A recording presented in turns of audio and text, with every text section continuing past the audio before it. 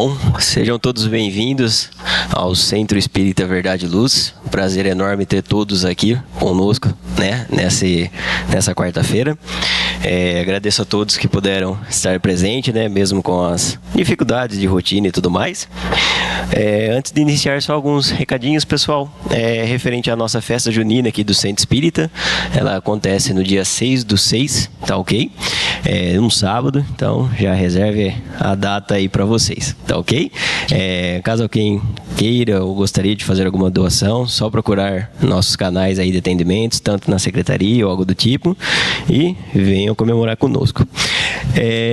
Para iniciar então a palestra com a Francine sobre o luto, vamos então fechar nossos olhos e fazer a prece inicial. Pai nosso que estais no céu,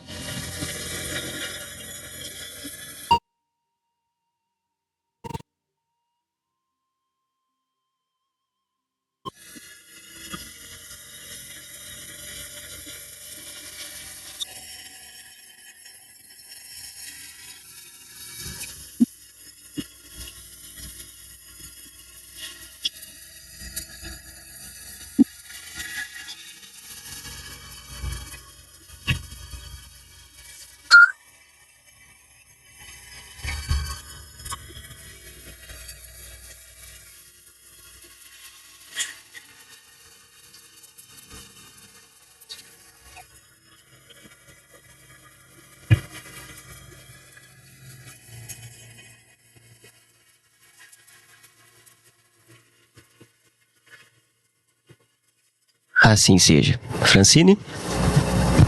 Obrigada. Boa noite, pessoal. Tudo bem? Tá dando para ouvir? Todo mundo aí atrás também?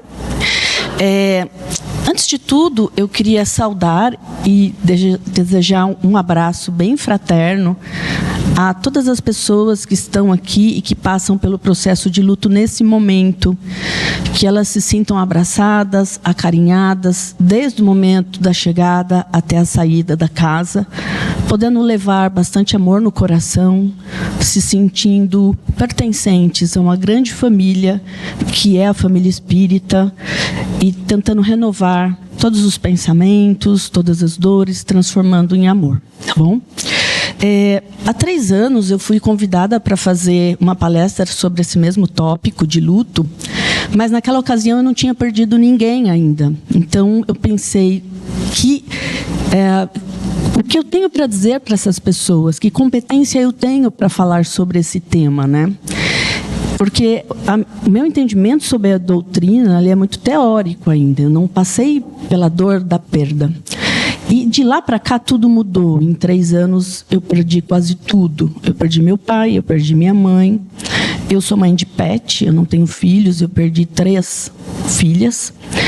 E perdi temporariamente meus irmãos, por conta da questão de partilha, essas coisas que acontecem no mundo material, a ponto de ficar muito doente. Eu tive uma depressão muito grave.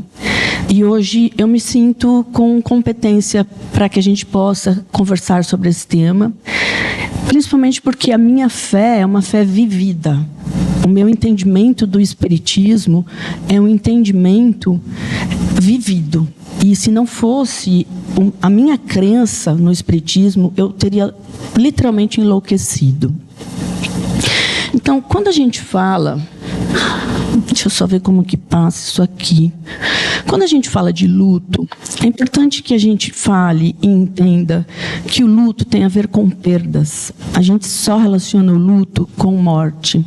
E existem muitas pessoas passando por um processo de luto sem o menor acolhimento, né? Existem pessoas que sofrem ou por uma perda de emprego, ou por perda de amigos, por uma mudança de cidade, por perda de relacionamentos, perdas físicas, como uma amputação, por exemplo, perdas por status social, por conta de idade, de envelhecimento, né? De perda de lugar no mundo. E se a gente não entende que luto tem a ver com tudo isso, a gente não acolhe essas pessoas, e as dores delas todas, é como se tivesse que ficar num segundo plano, tivesse um tamanho menor em relação à dor de quem perdeu um ente querido, né? E isso não é verdadeiro. E, como diz um historiador francês, o Philippe Ayres, existe um livro dele que chama O Homem Diante da Morte. Todo o processo de entendimento de morte e de luto tem a ver com o tempo, é temporal e é cultural. A única coisa que a gente tem como certo é que o processo de morte ele é biológico pela finitude, mas o luto em si é um processo psicológico. Na Idade Média, a morte era tida como um processo natural. Morrer era natural, muito por conta das próprias características da época. Mas, com o tempo, principalmente com o capitalismo, na Idade Moderna, a gente passou a entender a morte como algo completamente assustador e não natural. E até difícil de a gente conversar sobre o assunto. E por que isso é tão importante? Esse entendimento. Porque o luto, ele tem a ver com as nossas crenças em deuses ou crença em Deus.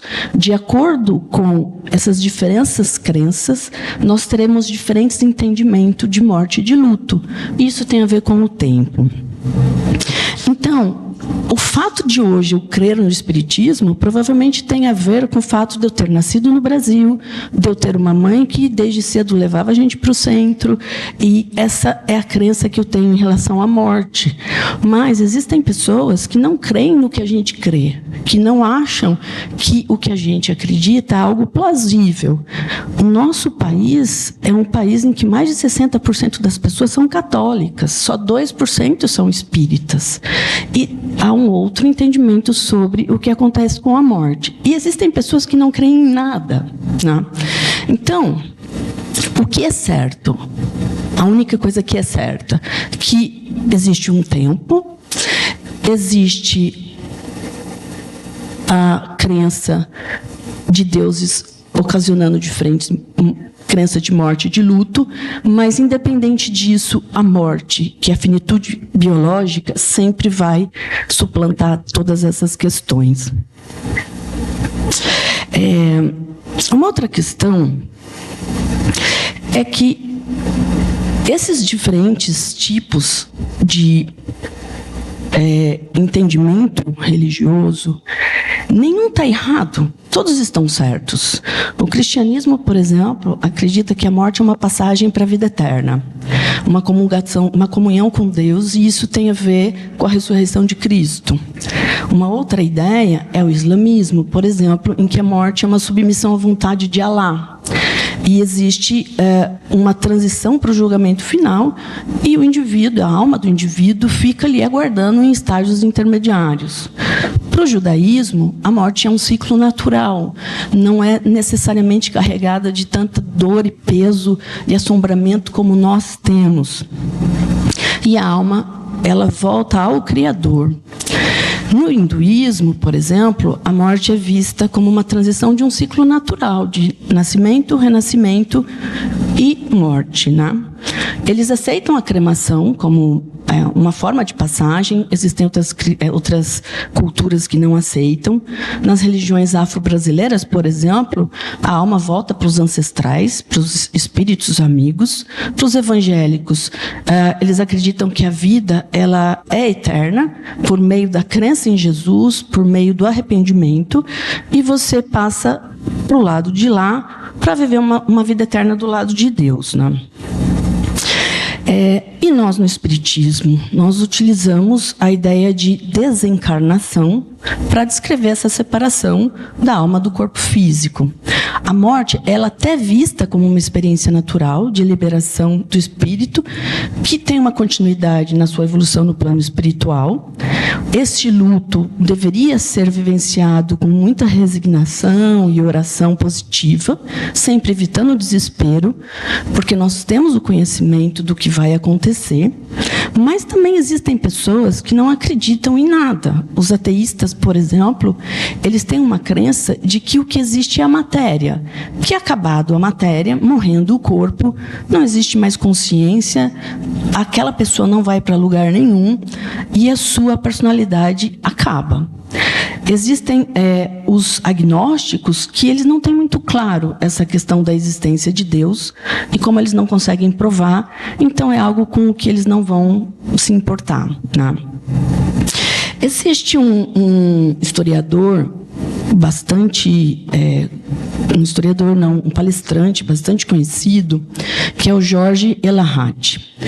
Esse palestrante, ele explica para nós sobre o olhar espírita um conceito que existe na psicologia, que são as 5 fases do luto. São 5 fases normais do ser humano, independente de em que crença você esteja, porque se a gente pensar que nós espíritas, e esse pensamento existe, que nós espíritas conhecemos o que é encarnação, o que é desencarne, para onde a alma vai, o que vai acontecer, como se fosse um topo da cadeia da crença. Se nós sofremos da maneira como nós sofremos, se nós também entramos em depressão, se nós também ficamos adoecidos, imagina para uma pessoa que não tem tudo isso. Então, se nós espíritas passamos também por essa fase de 5 fases do luto, isso diz que ela é universal mesmo, ela é do ser humano, não tem a ver com crenças religiosas. E o que acontece?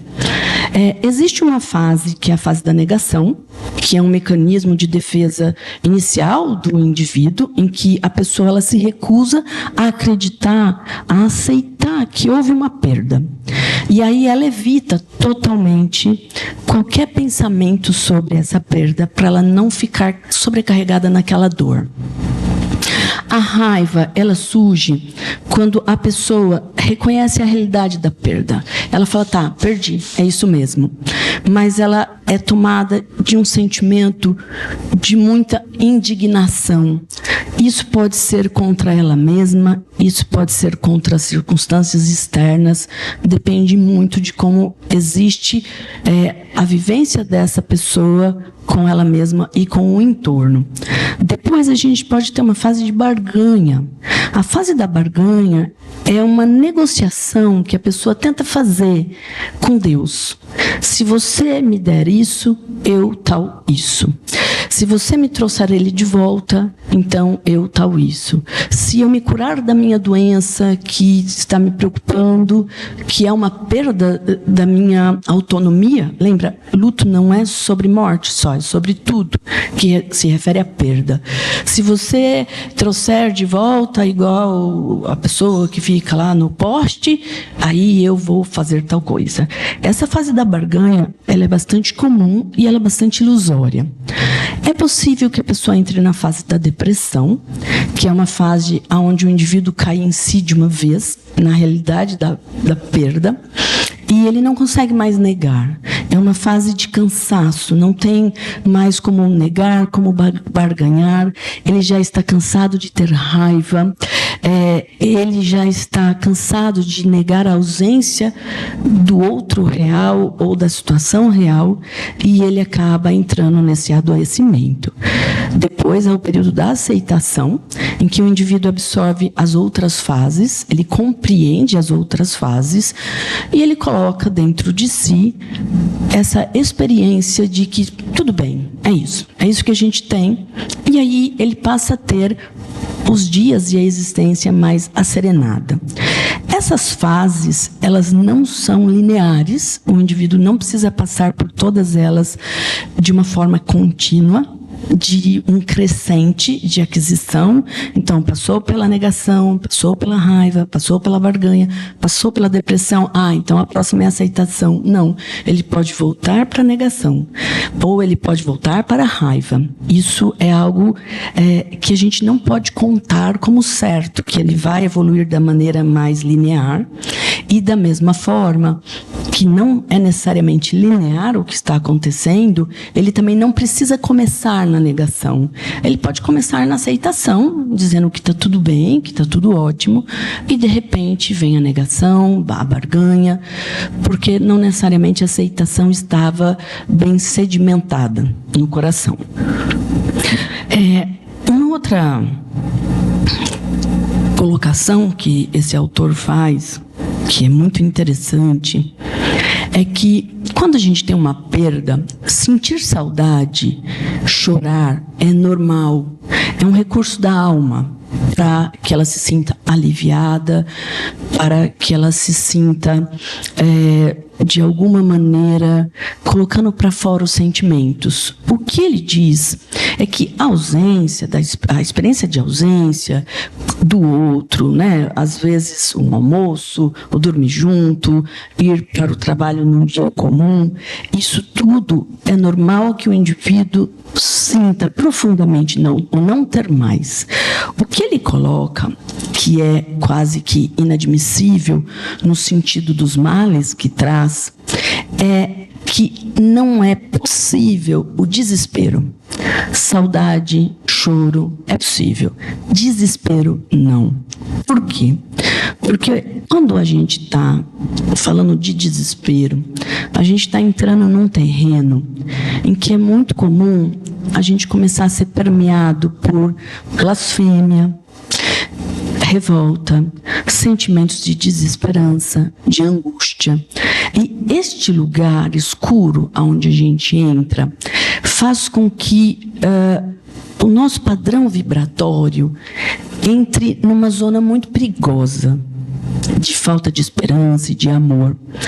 Neste padrão vibratório mais perigoso, a gente pode ser alcançado por entidades não tão legais, não tão felizes.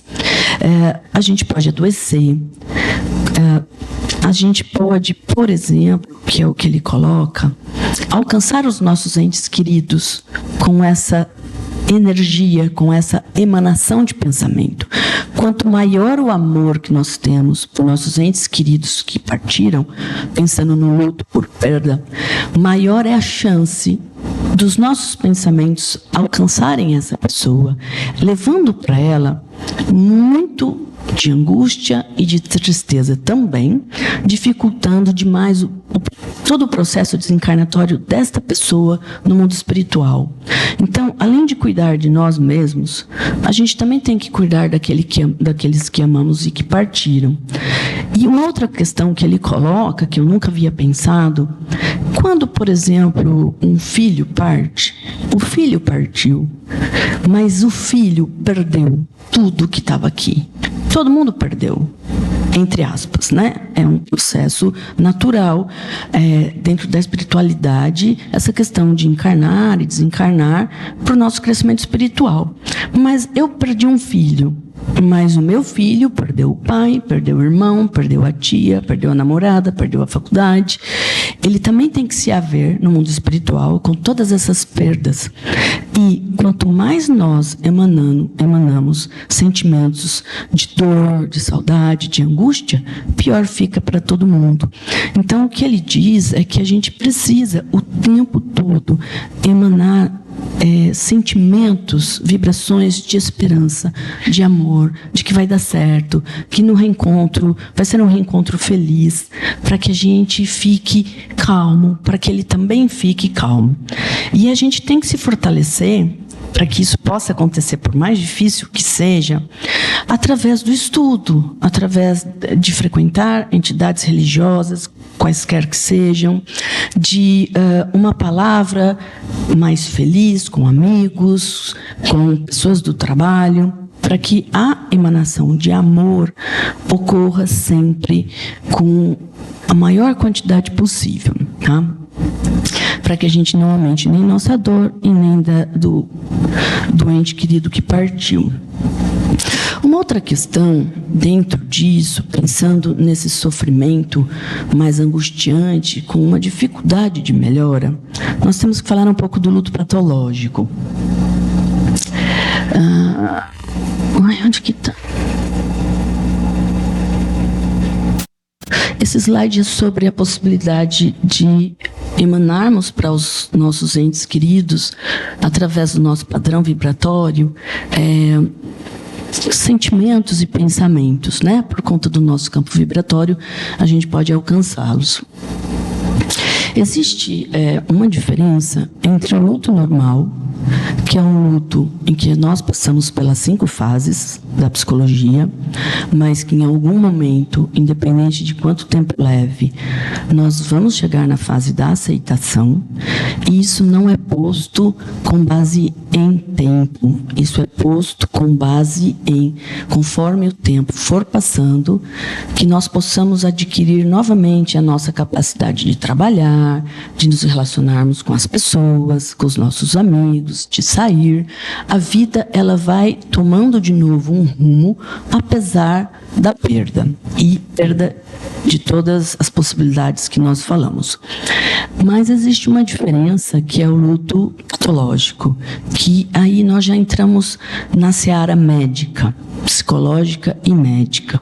O luto patológico, que também é chamado de luto complicado ou luto prolongado, ele não existia. Nós temos um livro na medicina que chama DSM, que é o livro de doenças, internacional de doenças.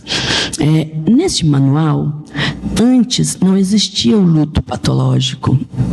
O luto era luto, não era doença. Mas agora, por conta do aumento e da percepção e da possibilidade de descrever isso de uma forma completamente diferente de um luto normal, a medicina incluiu nesse DSM, a partir de um dos livros, a possibilidade de o paciente ser tratado como um luto patológico. Ele realmente adoeceu da perda. O luto patológico, ele não é um luto normal, ele tem algumas características, porque é uma resposta inapropriada, não no sentido de que está errado, inapropriada no sentido de evolução. O luto não evoluiu bem. E aí a pessoa acaba tendo uma resposta à perda que acaba sendo persistente e acaba sendo incapacitante. Isso interfere na vida social, na vida ocupacional, na vida laboral do indivíduo, né? E esse luto patológico, ele tem algumas características específicas. A pessoa, depois de 1 ano, ela não conseguiu recuperar nada, a funcionalidade dela. Ela continua da mesma forma, como se a perda tivesse sido ontem. Eu tenho uma pessoa que eu conheço que faz 3 anos que ela teve uma perda. Foi uma perda trágica, uma perda difícil de engolir mesmo, foi bem ruim, mas faz 3 anos que ela está adoecida. A vida parou, ela não consegue trabalhar, ela não consegue gerir o cuidado com os outros filhos, porque este luto, esta perda, paralisou completamente a vida dela. Isto é um luto patológico. O que acontece nesse luto é que, além da persistência da pessoa não retomar a própria vida, existe uma saudade extrema desse ente que partiu e uma preocupação com esse ente que partiu. Se ele está bem, se ele não está bem, o que ele está fazendo. É algo que quase beira um delírio, uma fantasia. Porque a gente dificilmente vê alguém perguntando se quem morreu está bem ou não. Então, já há uma perda quase dos processos de realidade. Existe uma dificuldade muito grande em retornar à rotina, tem um isolamento social muito importante, as reações emocionais são muito intensas, as tristezas, quando aparecem, são muito profundas, a raiva ou a culpa é muito dilacerante. E uma coisa que é importante é que isso pode ir para processos depressivos muito graves. Outra coisa muito interessante que esse autor coloca, quando a gente fala dos lutos patológicos e até dos lutos normais, é que, em algum momento, a gente vive do e se. E se eu tivesse chegado mais cedo? E se eu tivesse ligado? E se eu tivesse visto? E se, né? Esse e se é muito complicado, porque a partir do momento que a pessoa partiu, ela partiu, é concretamente posto, ela partiu. Quando a gente começa a fantasiar o que não existe, isso é uma forma da gente tentar algum grau de controle da situação que é incontrolável para uma dor insuportável. ficar pensando que se você tivesse chegado mais cedo, a pessoa não teria saído com o carro, então ela não teria qualquer coisa. Essa fantasia de que ela ainda estaria aqui se você tivesse feito tal coisa, dando essa sensação de que esse controle é seu, é uma ilusão. E quando você volta dessa ilusão, você retroalimenta a dor. Você fala, ela não tá, eu não fiz. Mas eu devia ter feito. E aí entra naquele processo profundo de culpa. E a culpa e fantasia, e culpa e fantasia. Esse processo precisa parar. E para parar, muitas vezes a pessoa precisa de ajuda. Ela não consegue fazer isso sozinha. Numa conversa com os amigos, talvez precise de terapia. Isso é muito de cada um para cada um, né? Mas o que é certo no luto patológico é o impacto significativo na parte de funcionalidade, na parte ocupacional, na parte laboral, nas áreas importantes da vida. Por que eu quero dizer algo sobre isso? Porque existem pessoas que estão deste jeito e a família já cansou. Ninguém aguenta mais a pessoa falar que está triste, que está chorando, que está lembrando do parente, que isso, que aquilo. Essa pessoa se sente mais sozinha, essa pessoa se sente mais isolada, ela se sente muito mais como a única que lembra daquele parente, porque parece que todo mundo esqueceu e ninguém lembra, quando na realidade as pessoas viveram um luto normal. E essa pessoa precisa de ajuda. Existem muitas pessoas que estão aí sofrendo demais sem ter ajuda de ninguém, quando elas estão, na verdade, doentes. E é muito comum uma pessoa num luto patológico ouvir assim, você não quer esquecer? Então fica aí. Não quer esquecer? Então não esquece. Então fica aí lembrando. Fica aí costurando e lembrando. Costurando na lembrança e lembrando. Não é a melhor saída. Eu sei que muitas vezes a gente se cansa de ouvir o outro não saindo de uma dor. Porque para a gente é muito difícil também ficar ouvindo o outro falando da dor que a gente já teve e a gente já conseguiu pôr band-aid nela. Mas muitas vezes o outro precisa falar com um profissional, o outro precisa só falar de uma vez e pôr tudo para fora. A gente precisa entender o que o outro precisa para poder ficar bem. Muito bem. E o que...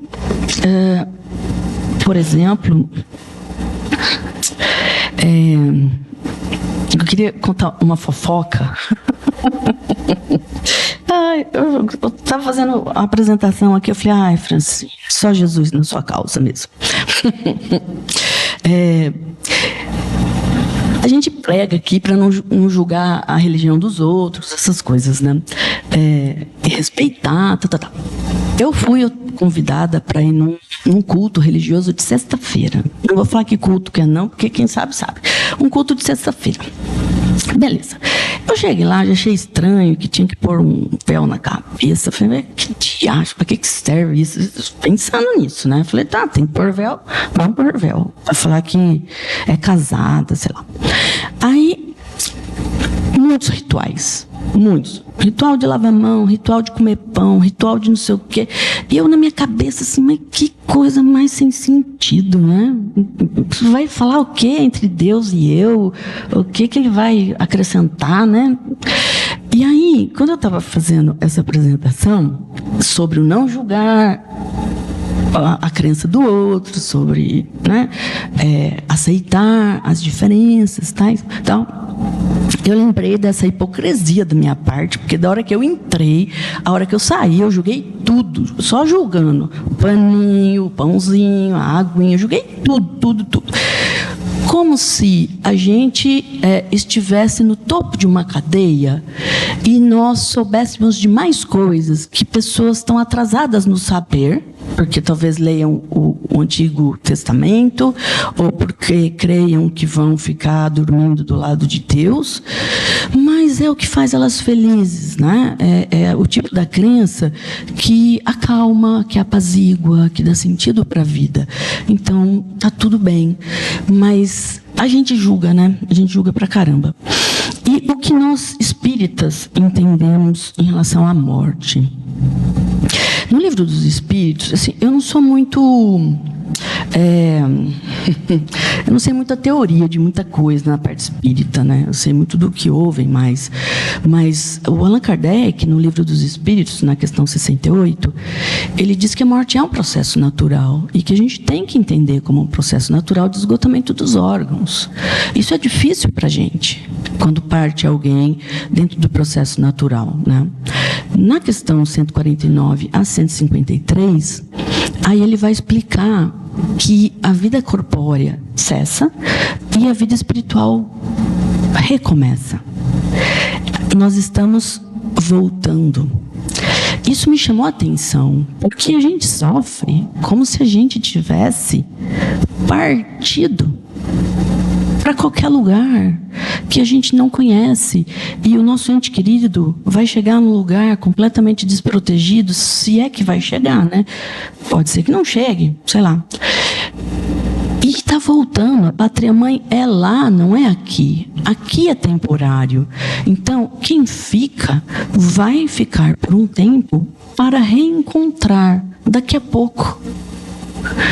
Isso é maravilhoso dentro da doutrina, né? Isso acho que acalanta bastante o coração. Mas essa questão do esta pessoa estar voltando para a pátria-mãe, isso é algo que a gente não pode tirar da nossa mente nunca. Porque a pessoa não vai ficar perdida. Ela sabe para onde ela está indo. Ela sabe quem ela vai encontrar. Isso é maravilhoso. E na questão das questões 154 a 162, ele explica melhor essa separação do corpo, da alma, as questões das perturbações, das reencarnações, da justiça. Então, é uma doutrina que dá bastante resposta, ainda que essas respostas cheguem num momento em que elas parem, como se fosse uma parede, e dali a gente não sai, porque a gente ainda não tem entendimento para falar sobre tudo isso. Mas, na medida do possível, ela dá bastante respostas, e isso é muito bacana. E aí, uma vez, me perguntaram, a pessoa chegou para mim e falou assim: eu vou te trucar agora. Eu falei, manda aí. Ela falou assim: e se você morrer e as outras doutrinas estiverem certas? Até a parte do agnóstico. E se a sua estiver errada? Você não morreu? Você não sabe como vai ser?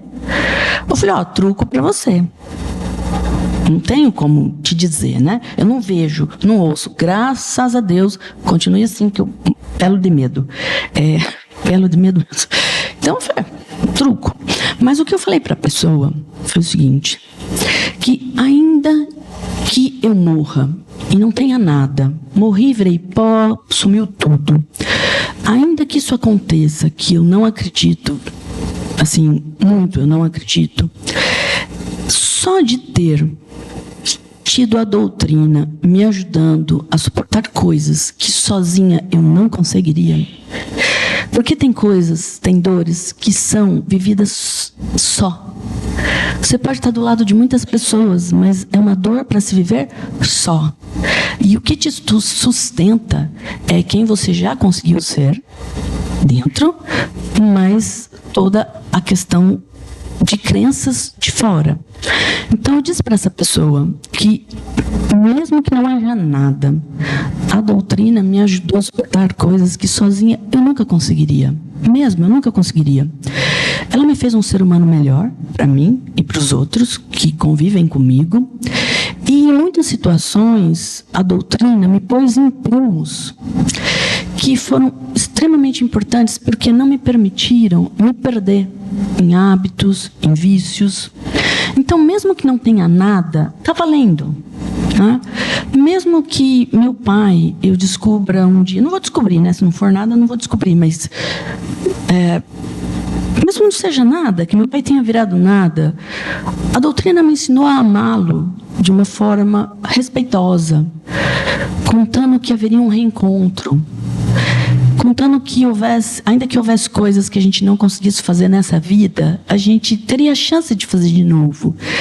Com minha mãe, ainda que houvesse coisas para a gente fazer juntas, ou um tanto de perdão que eu não conseguiria dar para ela e ela não conseguiria dar para mim, tudo bem, vamos fazer o nosso melhor, porque vai ter uma outra oportunidade. Então, esta doutrina espírita, eu acho que ela dá uma cadência na vida da gente. Agora deu, agora não deu, agora deu, agora não deu, agora consigo, agora não. Putz, isso aqui eu acho que vai ficar para a próxima. E tudo bem, porque a gente acredita num pai de amor, não de julgamento. Não. Deus não perdoa a gente na nossa doutrina, porque Ele não julga. Quem perdoa é quem julga. Nosso Deus não julga, então Ele não perdoa. O que Ele dá é uma oportunidade de refazer aquilo que você não aprendeu. Então você vai lá e faz de novo, como um pai sábio. Vai lá e faz de novo, vai lá e faz de novo, vai lá e faz de novo, até você aprender, né? A doutrina também me faz, e eu acredito que faça para todos, entender que é necessário, que é gostoso pensar na possibilidade da gente deixar boas lembranças, da gente ser amado, e das pessoas que nos encontraram terem uma boa lembrança, um bom luto de nós, né? E num reencontro lá no mundo espiritual, que a gente não esteja sozinho, que a nossa família venha se encontrar conosco, porque o nosso padrão vibratório é legal, né? E que nossos entes queridos, eles não estão sozinhos. Isso eu acho muito importante. Agora, existe um alerta, acredito eu, que a gente precisa sempre ter em mente, que a doutrina espírita, ela dá instrumento. Ela não gera mudança. Não adianta você ler 800 milhões de livros e não aplicar. Se você lê e aplica, você usa o conhecimento como instrumento. Senão não vale nada, né? Não adianta você acreditar na doutrina, no luto, quem foi, quem não foi, quem não foi, e depois você não aplica nada disso para que você se mantenha mais firme quando você perde alguém, né?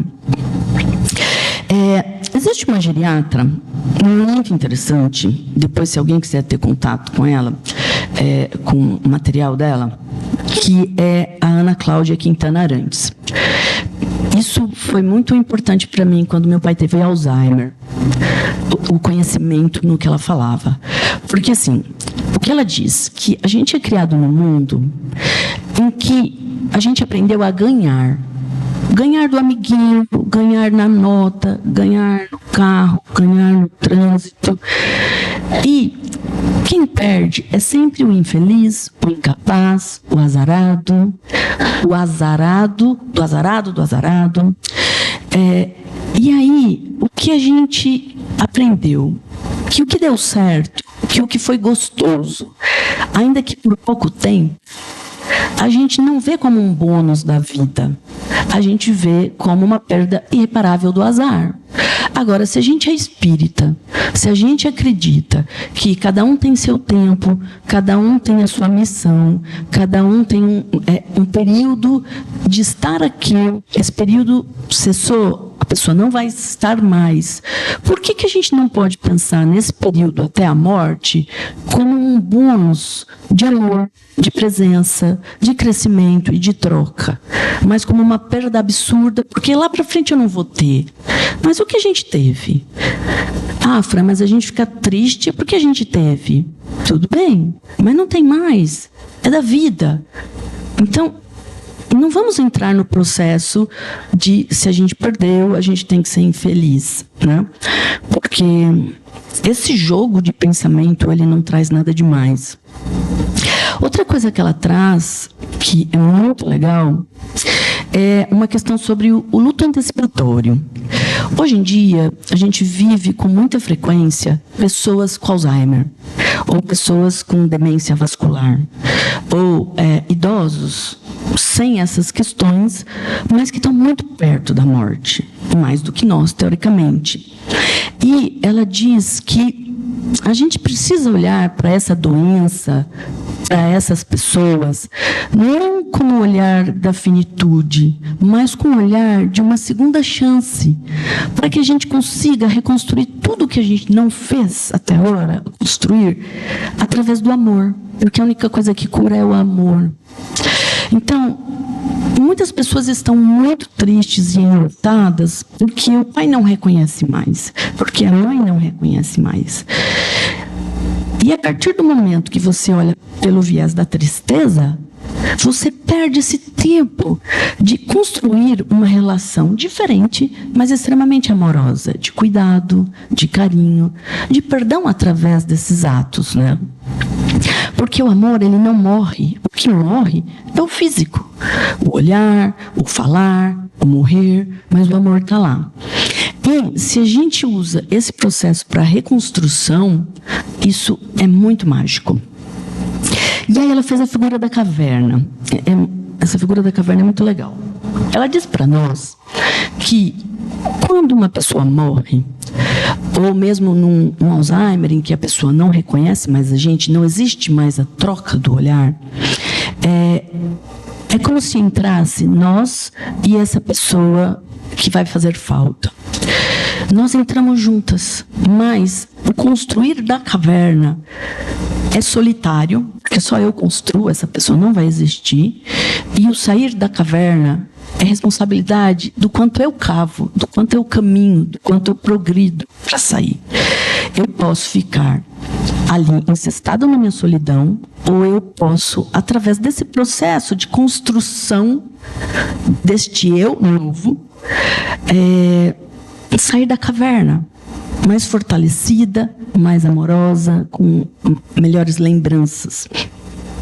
Então, ela coloca que esse processo da caverna, ele é solitário, ele é doído mesmo.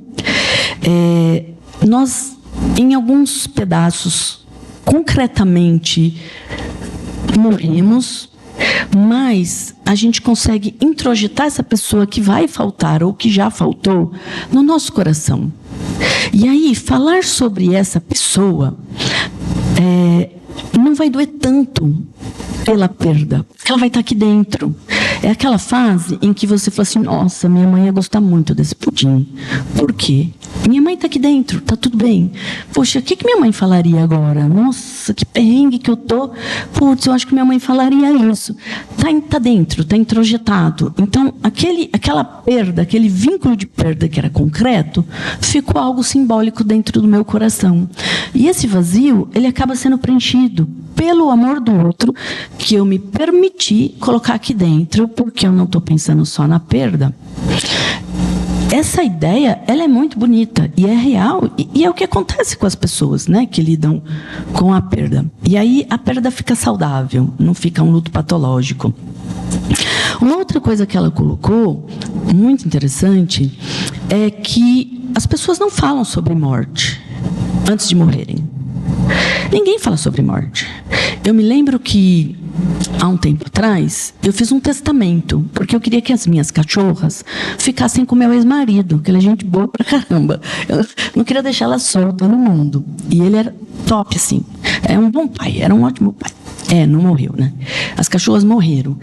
E, na época, todo mundo ficou indignado de eu fazer um testamento. Falou, como você vai fazer um testamento? Você não tem idade para testamento. Foi um choque na minha família. Fizeram até reunião, porque que eu estava fazendo testamento. Mas eu queria deixar claro o que eu queria, só. Né? Tal coisa vai para esse, tal coisa vai para esse. E as cachorras eu quero que fiquem com... Até ele ficou bravo de eu fazer testamento. Não usou, não precisou, graças a Deus. Mas ela fala, as pessoas precisam falar sobre morte. O que você gostaria quando você morresse? Flor. Que flor? Que caixão? Cremado? Não cremado? Isso é um fato, isso vai acontecer. Um outro choque na família que eu dei há um tempo atrás, eu queria comprar um buraquinho de terra. Minha família não tem um buraquinho para enterrar, entendeu? Ninguém, ia ficar todo mundo em pé assim, ninguém tinha buraquinho. E aí eu soube que no cemitério aqui de Jaú dava para comprar uns na época, né? E fui atrás para ver. De aqui, Bauru, tal. Eu falei, se morre um, não tem onde pôr. E tinha 4 buraquinhos por negocinho lá, não sei o nome. Beleza. E eu fui perguntando um por um, quem queria estar no buraquinho, quem queria ser cremado.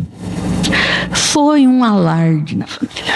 Para que eu estava falando buraquinho, que ia atrair, e que isso ia não sei o quê, que Deus estava vendo.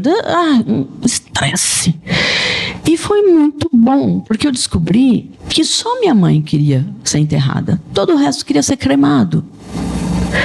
Se eu não pergunto, eu ia cremar minha mãe.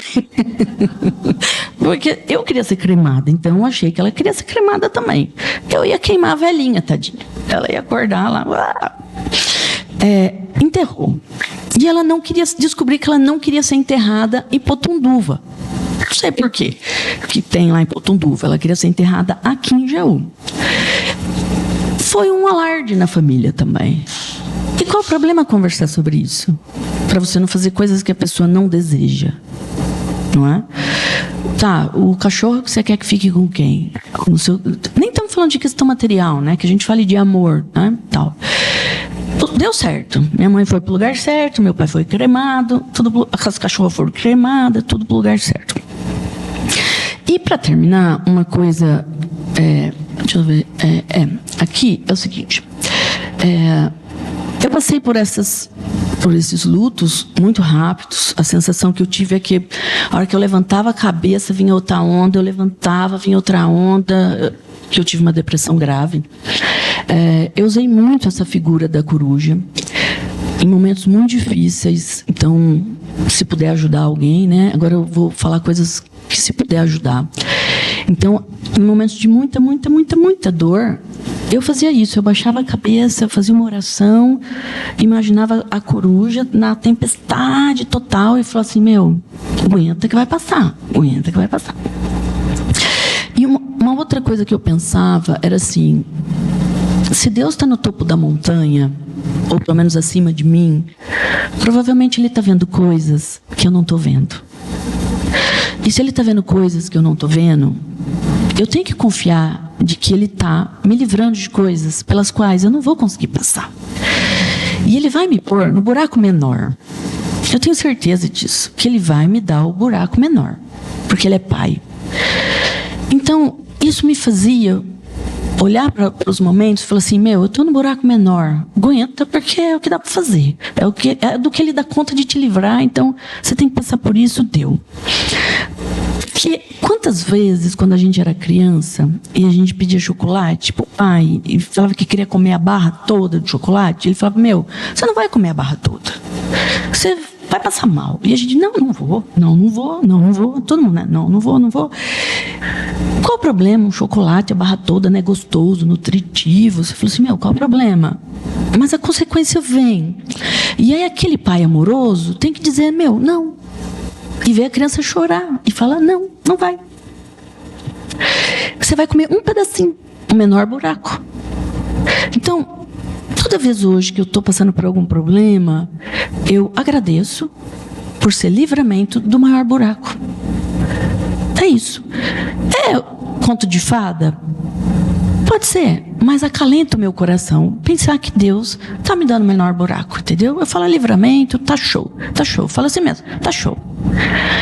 Outras coisas que me ajudaram muito quando eu estava passando por uma parte de luto muito doída é essa frase aqui.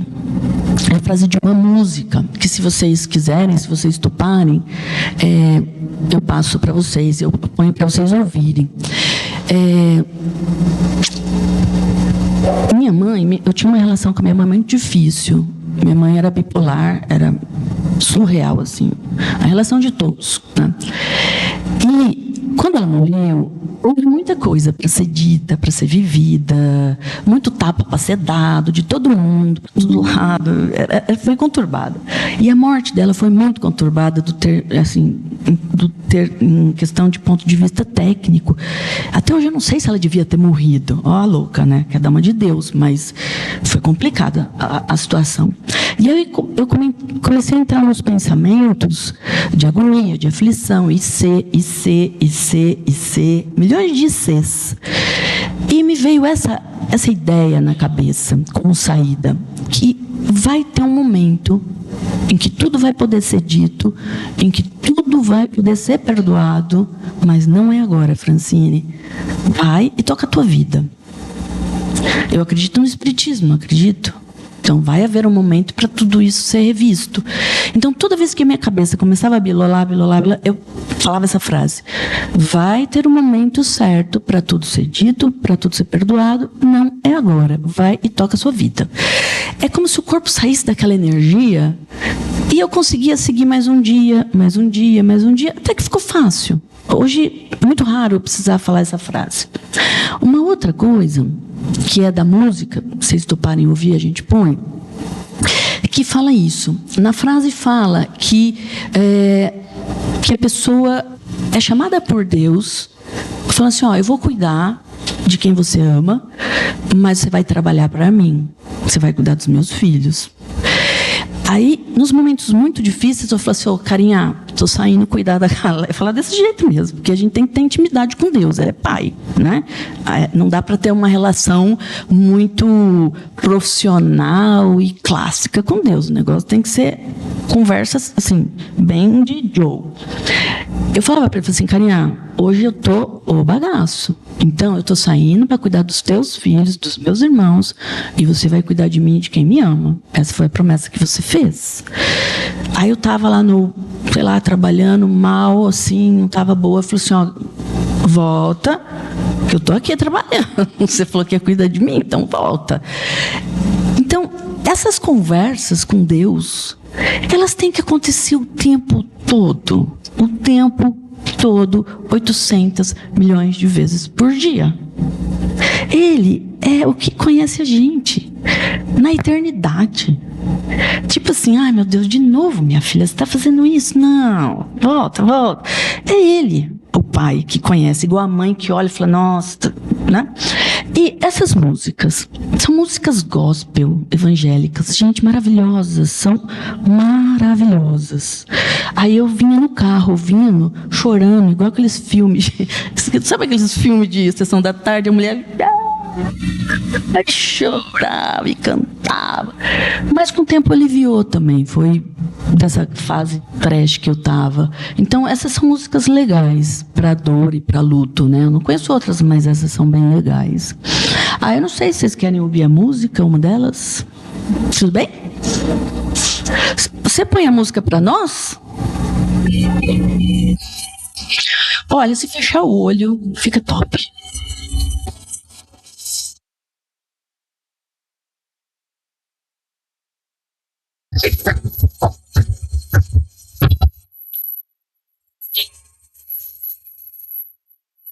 Também tá.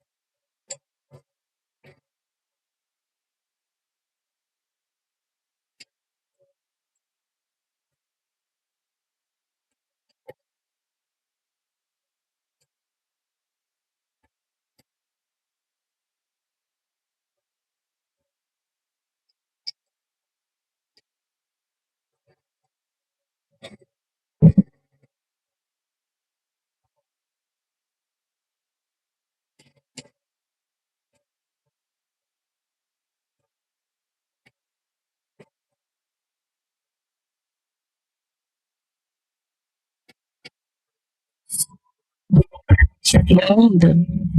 Não é? Arrepia, né? Bom, é isso, pessoal. Espero que tenha ajudado de alguma forma. Agradeço a paciência, o amor, a atenção. Viu? Obrigada. Eu vou chamar alguém para fazer oração, que eu...